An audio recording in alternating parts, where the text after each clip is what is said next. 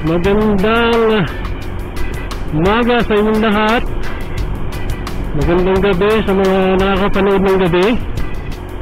For today's video, tayo ay maglalakbay. Maglalakbay tayo. Pupunta tayo sa makasaysayang lalawigan ng Bataan. Specifically, doon tayo sa Bagak, Bataan, sa may Salaman Beach Resort. Tayo po ay naimbitahan na dumalo sa anniversary ride ng Bulacan Motorcycle Riders Confederation o BMRF. At ang BMRF ay kasapi ng ating kapatiran, no, ng Kagulong. Bilang Secretary General ng Kagulong, ako ay dadalo doon, no. Sabi ko naman sa inyo, diba, this year 2024 gusto natin marami tayong travel vlog, no, o moto travel. Well, hindi naman itong biyahe na to ay hindi 100% moto travel kasi tayo ay nagmotor ngayon papuntang Plaridel, at mula sa Plaridel tayo ay makikisakay sa ating kumparing si Eli sa kanyang Mitsubishi Adventure para pumunta dun sa Bataan. So mga 40% moto travel, 60% four-wheel travel. Mas convenient na makisakay na lang tayo sa Mitsubishi Adventure papunta ron sa Bataan, no? Sa four-wheel, kasama sila Eli at iba pang mga kapatid sa dalawang gulong. So yun po, tayo po ay babiyahe papuntang Bataan. So stay tuned at sana magustuhan nyo itong kauna-unahan nating travel vlog for the year 2024. Pero bago tayo magpatuloy, let's roll the intro.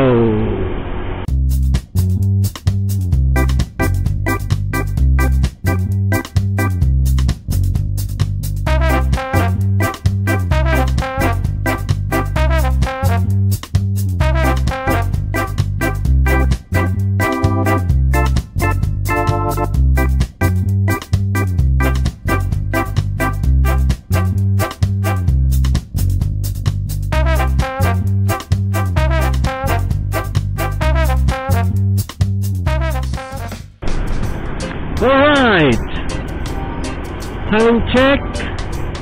So when 7 o'clock, 7 ng umaga, at nandito na tayo ngayon sa MacArthur Highway sa may bandang Bukawi, Bulacan, Balumboy, Bukawi, Bulacan, no? Mamaya magta-turn right tayo dun sa pagtawid ng tulay sa Balagtas. Magbabaya Bulihan, Balagtas, Bulacan tayo going to Plaridel. Kaya stay put lang tayo. Kanina 4 AM nakita-kita na iba nating mga kapatid dun sa Caltex BSU Manolos, no, yung mga magmomotor all the way from Bulacan to Bataan, sa pangunguna ni Cap Robert Perillo, ang ating tagapangulo sa Kagulong, and at the same time ay tagapangulo din ng Bulacan Motorcycle Riders Confederation o BMRF. Nagkita-kita sila kanina alas 4 ng umaga kung sa Caltex, sabay-sabay silang tutungo sa Bataan. And we are expecting na as of this moment ay malapit na sila sa Bataan, no? Wala pa tayong update coming from them dun sa kanilang GC, kanilang group chat, kung nasaan na sila. Hindi naman na ganun ka traffic pagka bumabiyahe ka ng kadaling araw o umaga, lalo pat ngayon ay weekends. So we're not expecting any build up ng traffic dyan sa kahabaan ng MacArthur at sa Jose Abad Santos Highway. Walang Gotogapan Road kasi dyan ang daan talaga papuntang Bataan. Tayo naman pagdating natin sa Plaridel, dahil naka 4-wheel naman tayo, so tayo ay magbabaya NLEX, tapos lalabas na exit tayo San Fernando, dire-diretso sa Abad Santos Highway going to Bataan. Alright, so update tayo mamaya, no? At let's just enjoy the ride. Alright, it's already 7:40 AM. Nandito na tayo sa Balagtas, Bulacan. Sa matulaing bayan ng Balagtas. Malapit na tayo sa Plaridel. So ang totoo 8 AM daw aalis, sabi ni Paring Eli.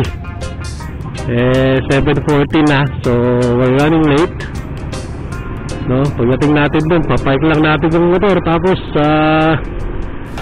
nagpitin tong mga gamit na kailangan papuntang Bataan, larga na agad. Sobrang ahead na sila sa atin, kaya kailangan makaalis din tayo kaagad dito sa Plaridel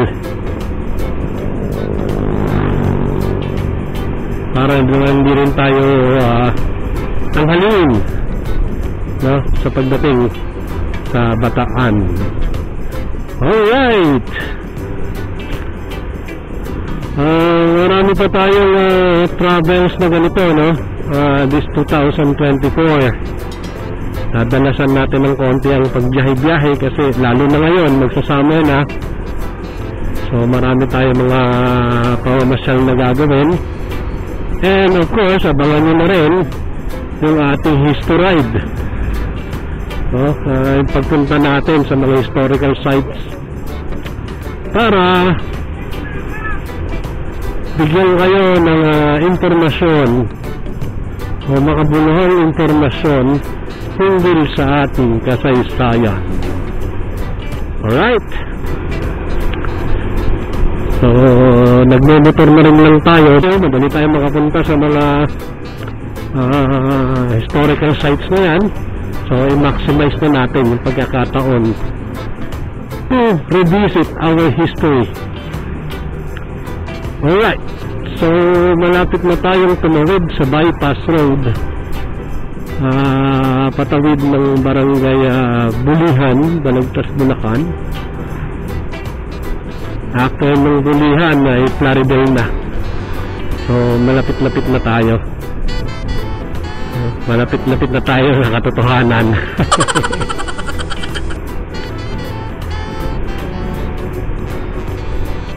Feel na feel ko na yung probinsya dito sa gawing ito ng Balagtas. Napakarami ng puno. Sarap tumira sa ganito na probinsya, maraming puno, tahimik, diba? Which is true, diba? Mas masarap talagang tumira sa probinsya. At isa yan sa mga pangarap ko, no? Pagbalik probinsya. Okay, eto na, bypass road. Yun, pag kumanang ka, papunta yan ng Bustos, Bulacan, all the way up to San Rafael, Bulacan. Tayo ay didiretso, tatawid lang tayo going to Plaridel. Dito sa Bulihan, udaan natin. Ay, nako. Ano naman? Thank you. Alright. We are here. Yan. Yung ganyan, oh. Magbukid, diba? Sarap kaya. Nandito na tayo. Alright. Barangay Kundanin na. Lapit na tayo sa bahay ni Paring Eli. So, ayun. Pagdating ko rin, papark lang ang motor. Hakutin ang gamit, papasok sa four wheels at lalarga na kami. Okay? So, balikan ko kayo mamaya, no? Pag bumabiyahe na kami going to Bataan. I'll be back, mga kap.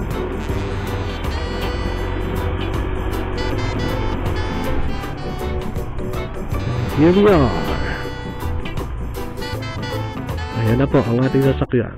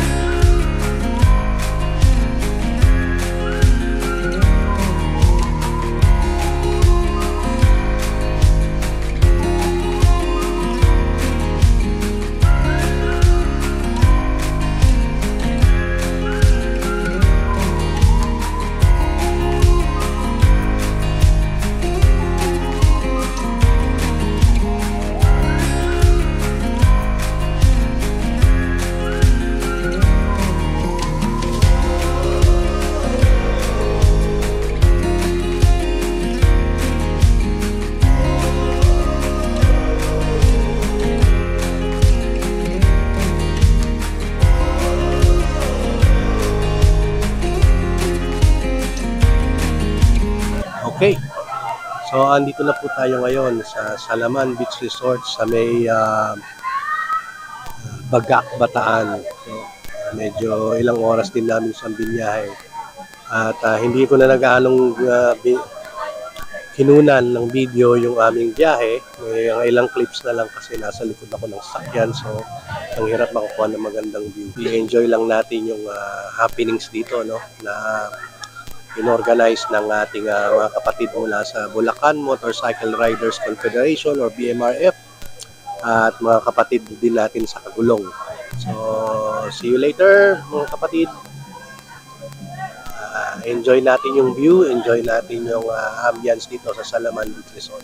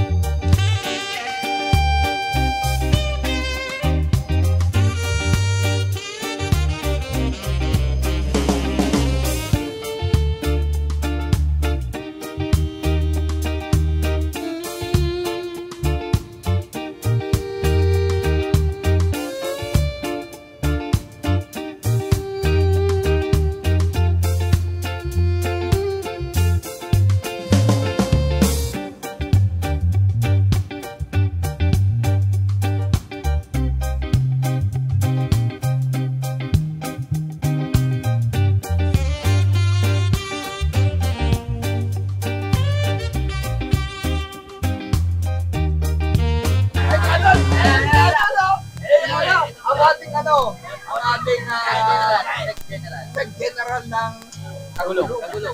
Ano? Sex General? Sex General.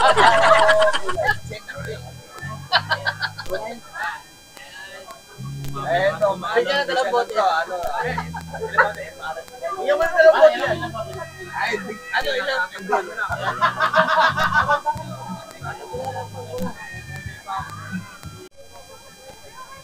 Ayan mga kapatid, oh. May mga tent na sila dito. Pag-setup na yung iba ng mga tent.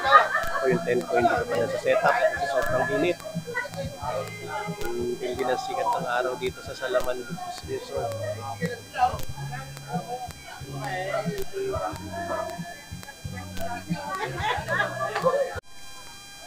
Bisitahin natin yung iba't ibang mga miyembro ng BMRF Kagulong. So, punta tayo dun sa kusina kung saan maraming pagkain. Napakasarap yung tokwa nila na niluto kanina. Mantuwa ako. Inulam ko sa aking lunch.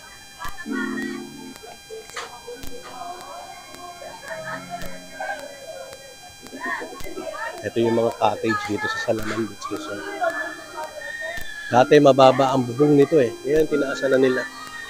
Inaayos na nila.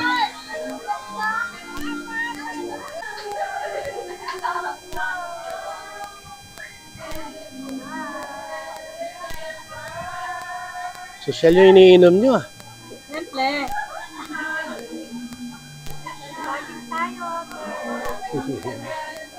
Malida. Madam.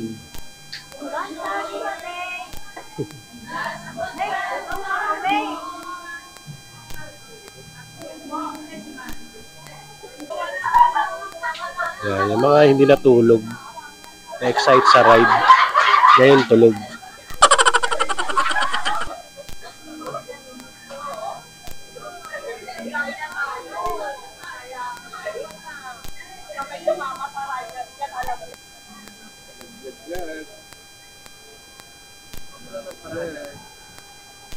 Ito yung buntis. Sana, oh. Ay, bago ito lang dyan eh.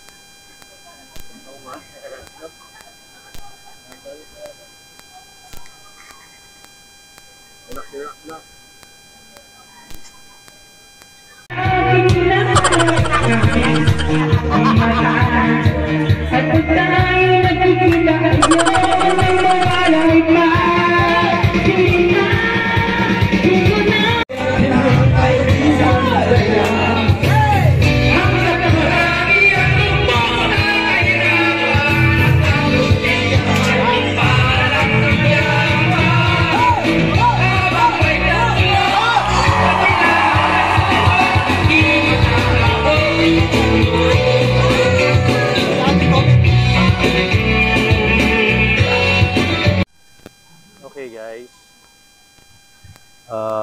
it's already 8:42 PM. Andito ako ngayon sa beach side. Dito ako magka-camp. No? Kasama ko yung aking bagong tent. Well, not so new tent. Dahil last year ko pa yung bilhin eh. Kaso ngayon ko lang nagamit. Dito ako matutulog mamaya. No? Yan, konting silip. Medyo maluwag siya. Kasya 3 tao siguro. But I'll be sleeping here alone. Pero may mga kapitbahay naman ako. Yan. Na paring Ellie. Okay. So tuloy-tuloy ang inuman at mamaya magdi-dinner na. And tuloy pa rin ang kasiyahan. Hanggat kaya. Pag inaantok na, matutulog na ako mamaya. Okay? Hello, good evening. Andito na ako sa loob ng tent. Sa aking tent ko si Blue. Ang pangalan ng tent ko si Blue. Nag-retired na yung dati kong tent si Bob. So itong bago kong tent ay ngayon ko lang nagamit. First time ko nagamit. Tulad nga nasabi ko kanina. So hindi ko na rin ginamit yung mic ko kasi pasensya na kung maingay yung background. Kasi meron na, kung napansin nyo dun sa mga previous na sequence ng videos na to, merong kakaibang tunog na parang grounded, do klaro yung boses pero merong hissing sound. So hindi ko na muna ginamit bago matulog.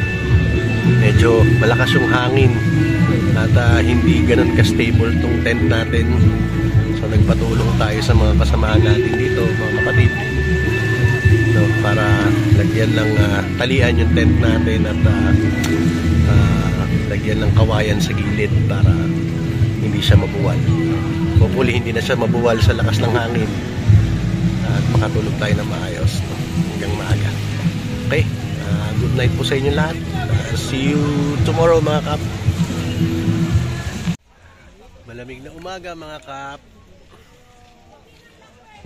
Okay, it's Sunday at ganap na alas 7 ng umaga dito sa Salaman Beach Resort, Bagak, Bataan. Kasama natin yung mga kapatid sa BMRF at Kagulong mula pa kahapon. Ngayon ay second day ng kanilang bonding ride dito from Bulacan to Bataan. Magabi nakasama rin natin yung mga kaibigan natin at Kagulong mula sa Bataan Eagle Riders Club, no? Sila Kaabel, shout out kay Kaabel Chensa ng Bataan Eagle at yung kanyang mga kasama. Sa kasalukuyan ay nagsiset up ngayon para sa isang maikling programa at konting parapol dito sa beach side ng Bagak, Bataan. Pakita ko sa inyo sa background. Ayan, nakaset up yung mga streamers. Interview si Ka Robert ni Chris Rossi, lasing kahapon, ngayon matino na. Natin yung mga paparapol, no? Ayan po yung mga ipaparapol natin mamaya sa mga sumama dito sa banding ride. Ano man ang mapag Marami mga t-shirts, nakasamang nandito mga caps, mga tumblers, mga pamaypay mula sa Yamaha, meron pang teddy bear, keychain. Salamat mga Pilipinas na binibigay ng mga freebies para dito.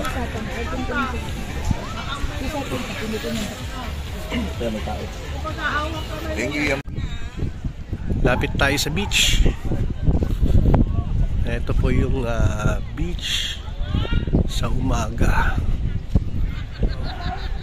Ang ganda na hati siya.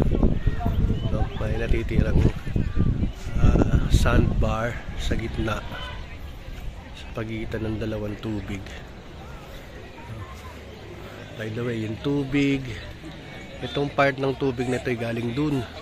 Parang may sapa dun eh. Dumadaloy papunta rito sa dagat. Tapos ayun, dun na yung dalampasigan. Kagabi halos malapit na dun sa tent namin. High tide eh. Pero ngayon nandun na banda sa malayo. Dalampasigan dahil low tide na. Umaga, lagi naliligo. Sunday ngayon, kaya expect natin na maraming darating na mga tao dito sa Salaman Beach Resort. Kung nagtataka kayo magkano yung gastos, hindi ko rin alam, pero lahat ng miyembro ng BMRF at Kagulong ay nag-ambag-ambag ng 200 pesos kada ulo para makover yung expenses nila dito sa Salaman Beach Resort. Hindi ako nag-bother na mag-ask kung magkano talagang regular rates dito. Pero yun nga, ang bawat rider ay nag-ambag ng 200 pesos para i-cover yung cost ng venue na ginamit ng BMRF. Tapos bukod pa syempre yung binayaran nila, yung iba na kumuha ng kwarto, so may hiwalay na bayad pa yun, cargo na nila yun. Sino man yung kumuha ng kwarto, kami nag-pitch na lang ng tent para matipid. So napakaganda sa lugar na to. Pwede kayong pumunta rito at na malapit lang sa Manila.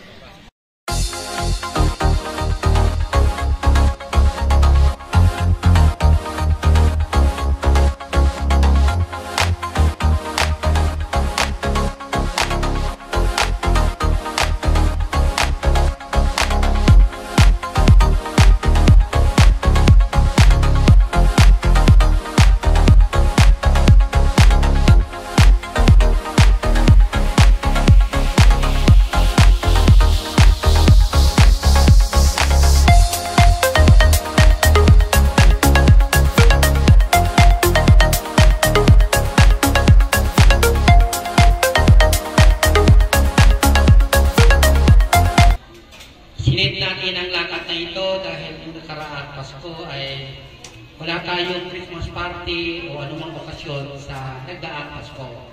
Dahil alam naman natin na lahat ay abala, na lahat ay hirap din. Kaya siningit natin na pagkatapos ng bagong taon, Enero, ay gagawin natin ang ating ride. Hindi natin pinamagatan ang ride na ito ay kung ano paman. Kung hindi ay ride, isang pagsasama-sama ng mga taga-Bulacan na nakapaloob sa BMRF at mga kaibigan ng BMRF. At nagawa naman, dahil nga nandito ang ilang mga kasama natin sa BMRF, bagamat ang ilan ay nandun pa rin sa kanilang mga lugar na nagkakasiyahan pa rin.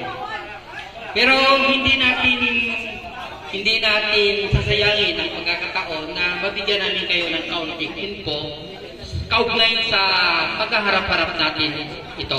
No? Nandito po ang mga kasama natin sa BMRF at mapalad tayo dahil tayo mga taga-Bulacan, no?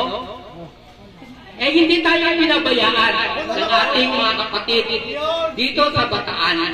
No? Kaya maswerte tayo dahil isang message lang sa ating kapatid na kasamang Abel at Siansa at ang ating mga galing po yan ng bayan po ng Samal, Bataan. At maswerte rin tayo dahil yung ating mga kapatid sa Murong, Bataan ay hindi rin ang dalawang isip na tayo ay suntahan. Hindi nila pinaliman ang pagkakataon na dumating ng mga taga-Bulacan sa Bataan na hindi nila tayo makita. Wala tayong ipinagyayabang o pinagpapalaking kita para sabihin mayroong panapanalig na pagkain. Ang ating talagang ipinagbabalaki lang na tayo ay matagal na